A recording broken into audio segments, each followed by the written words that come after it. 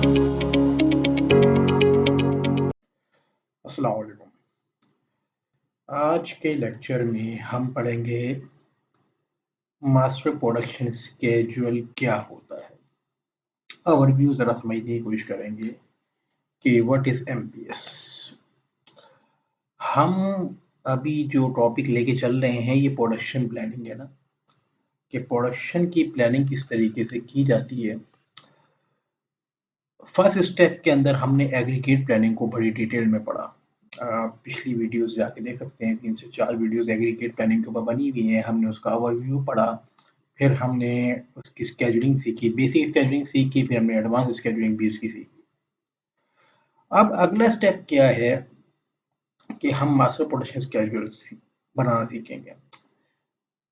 तो पहले ज़रा बेस लाइन को समझते हैं कि ये होता क्या है। आइए ज़रा लेक्चर का आगाज़ करते हैं और देखते हैं कि ये होता क्या है। तो master production schedule, after production planning the next step the next step in the manufacturing planning and control process to prepare the master production schedule। ये जो पहला पॉइंट लिखा हुआ है ना यहाँ पे, इसका मतलब ये है कि ये जो एमपीएस है ये एग्रीगेट प्लान यानी कि प्रोडक्शन प्लान के बाद बनेगा, ठीक है ना। तो MPS is a plan what is produce and when. MPS हमें ये बताता है कि हमें क्या प्रोड्यूस करना है और कब करना है। अभी मैं आपको आगे पहले ज़रा इसको रीड कर लेते हैं कि ये क्या कहता है, फिर मैं आपको एक एग्जांपल देके बताता हूँ कि एमपीएस बेसिकली होता क्या है। It is a formal link between production planning and what manufacturing will be actually build. Production planning का मतलब यहाँ पे एग्रीगेट प्लानिंग है, ज़रा पास समझना है। और व्हाट मैन्युफैक्चरिंग एक्चुअली बिल्ड, कि एक्चुअली जो प्रोडक्शन लाइन के ऊपर क्या बिल्ड होगा। देखिए, एग्रीगेट प्लान प्रैक्टिकली ऑफिशियलाइज नहीं होता, उसको फर्दर ब्रेकअप किया जाता है, ठीक है ना। अब मैं आपको जरा समझाता हूँ क्लियरली कि बेसिकली एग्रीगेट प्लान होता क्या है, प्रोडक्शन एमपीएस क्या होता है। फॉर एग्जाम्पल, एक प्रोडक्ट कंपनी बनाती है, मैन्युफैक्चर करती है, उसके 5 डिफरेंट वेरिएंट्स हैं। हमने डिमांड फोरकास्ट की। डिमांड फोरकास्ट मैंने बताया था कि प्रोडक्ट फैमिली की होती है, तो पांचों वेरिएंट्स की मिला के करेंगे हम। तो मिसाल के तौर पे 5000 यूनिट्स की डिमांड है एक महीने की, या एक साल की ले लेते हैं हम, 5000 एक साल में हमारे बिकने के चांसेस।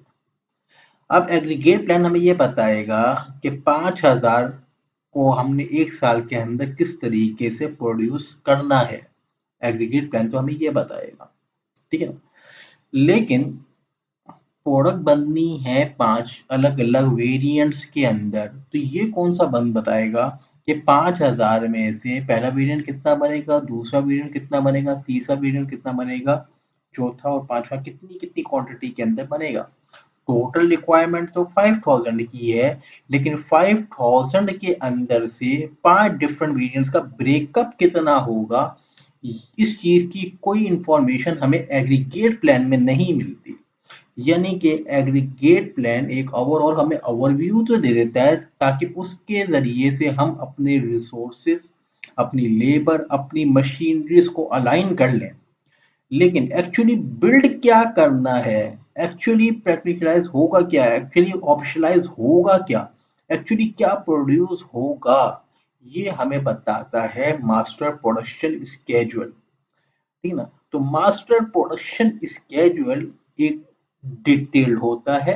एग्रीगेट प्लान के मुकाबले में एग्रीगेट प्लान एग्रीगेट होता है और एमपीएस डिसएग्रीगेट होता है, ठीक है ना। तो ये थोड़ा सा समझना पड़ेगा पॉइंट को कि एग्रीगेट प्लान को हम एग्रीगेट इसलिए कह रहे हैं क्योंकि उसमें एग्रीगेट डिमांड का प्रोडक्शन स्केड्यूल बनता है।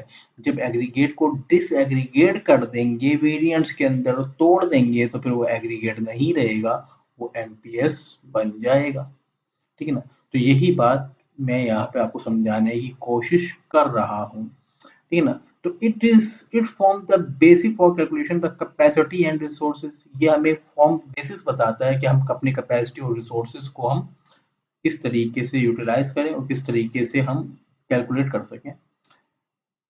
फर्दरली एमपीएस ड्राइव करता है एमआरपी, जो कि यहाँ पे आपको नजर आ रहा है कि एमपीएस के बाद हम क्या बनाते हैं, एमपीएस के बाद हम एमआरपी बनाते हैं।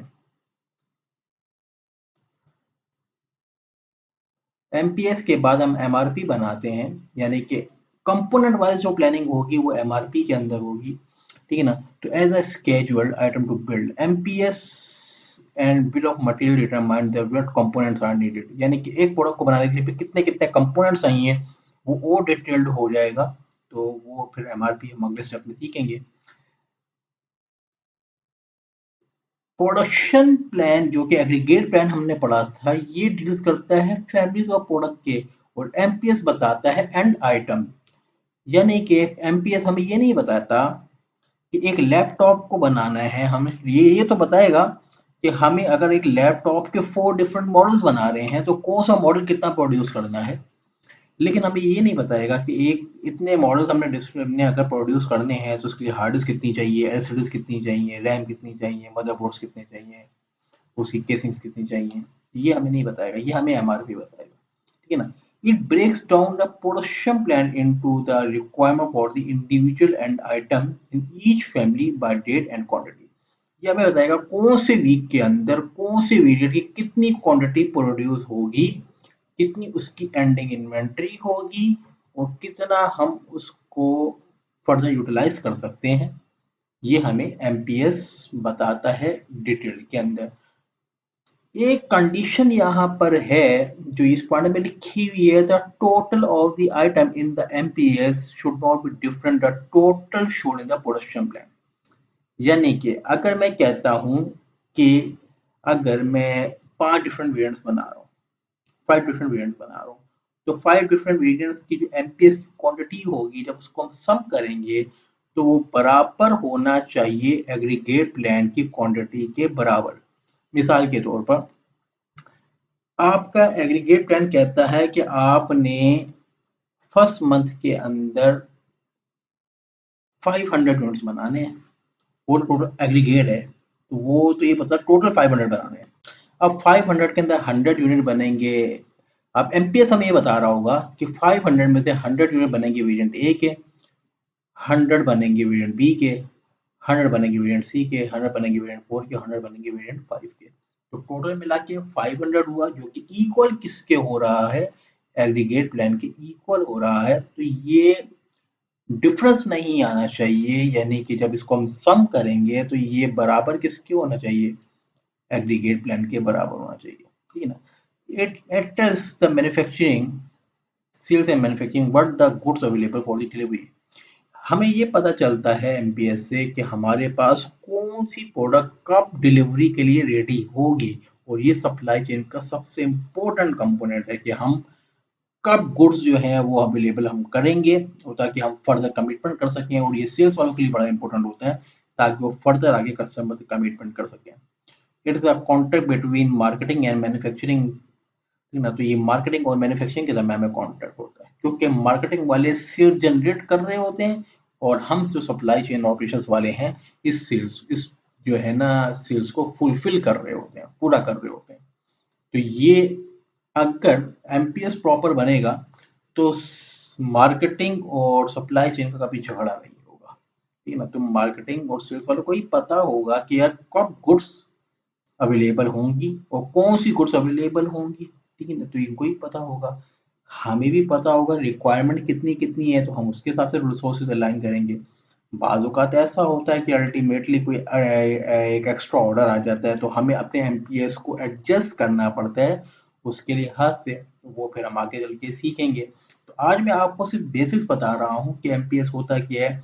मैं आपको बाकायदा इसकी कैलकुलेशन भी सिखाऊंगा और इसकी पूरी कॉम्प्लेक्स प्रॉब्लम भी सॉल्व करना सिखाऊंगा कि किस तरीके से हम इसको समझते हैं।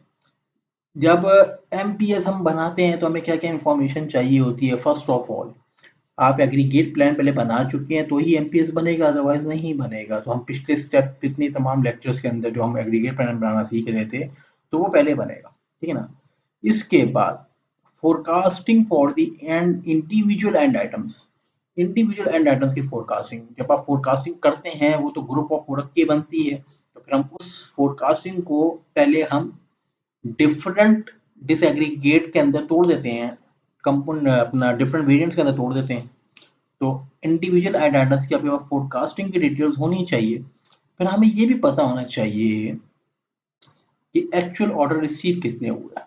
एक तो होता है ना कि हम फोरकास्ट कितना कर रहे हैं, एक हुआ कि एक्चुअल ऑर्डर आया कितना। एक्चुअल ऑर्डर जो आया वो फोरकास्ट से ज़्यादा भी हो सकता है, कम भी हो सकता है। हम बनाते तो वो हैं जो कि हमने फोरकास्ट किया, लेकिन हम बेचते वो हैं जो कि ऑर्डर आया, ठीक है ना? तो ये झगड़ा हो सकता है बाज़ औक़ात कि एक्चुअल ऑर्डर कुछ और आ रहा है, फोरकास्ट कुछ और था। इस वजह से हम फिर आगे चल के एटीपी भी कैलकुलेट करते हैं, अवेलेबल टू प्रॉमिस क्वांटिटीज़, कि अगर कुछ क्वांटिटी बच जाती है तो फिर हम फर्दर उसको कमिटमेंट के लिए हम रख सकते हैं।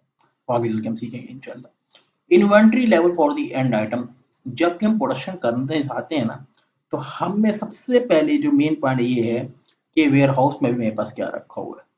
क्या कोई चीज़ की ऑलरेडी इन्वेंटरी मेरे पास है जो कि फर्दर ऑर्डर्स को फुलफिल करने के लिए यूटिलाइज हो सकती है, तो मैं अपनी फोरकास्टेड डिमांड के अंदर उसको एडजस्ट करके फिर मैं प्रोडक्शन प्लान बनाऊंगा, ठीक है ना? अगर मेरी रिक्वायरमेंट है 500 यूनिट की, 100 यूनिट स्टॉक में पड़े हुए हैं, तो मुझे मजीद कितनी की जरूरत है? 400 की जरूरत है। प्रोडक्शन प्लान 400 से बनेगा, ठीक है ना? कैपेसिटी रिस्ट्रेंट, कैपेसिटी की रिसोर्स है ना आपके पास, लेबर लिमिटेड है, आपके पास मशीनरी लिमिटेड है, रिसोर्सेज लिमिटेड है, रॉ मटेरियल लिमिटेड है, तो आपके पास कैपेसिटी लिमिटेड है, जो आप प्रोड्यूस कर सकते हैं कैपेसिटी लिमिटेड है। ऐसा नहीं हो सकता कि मैंने बोला कि भाई मैं इस वीक के अंदर इतने यूनिट्स बनाऊंगा और आपको बाद में पता चले कि जी इतने यूनिट बनाने के लिए तो मेरे पास कैपेसिटी ही नहीं है। तो आपको कैपेसिटी रिस्ट्रेंट्स का ही पहले से पता होना चाहिए, क्योंकि एमपीएस बनाने से पहले हमें ये देखना पड़ता है कि हम इंडिविजुअल जो वीक्स या मंथ्स के ऊपर जो हम उसकी शेड्यूलिंग कर रहे हैं, तो उस पर्टिकुलर पीरियड के अंदर हमारे पास कोई कैपेसिटी रिस्ट्रेंट तो नहीं आ रहा। कभी ऐसा तो नहीं हो रहा हमारा प्लांट शट डाउन होना हो, पहले से स्केड्यूल हो। कहीं ऐसा तो नहीं हो रहा कि कोई हॉलिडे बीच में आ रहा हो जिसकी वजह से प्रोडक्शन बंद होनी हो। तो ये सारी चीज़ें हमें समझनी पड़ती हैं, ठीक है ना? तो आज के लेक्चर के अंदर हमने थोड़ा-सा बेसिक्स को समझने की कोशिश की है कि क्या होता है एग्रीगेट प्लान और एमपीएस क्या होता है।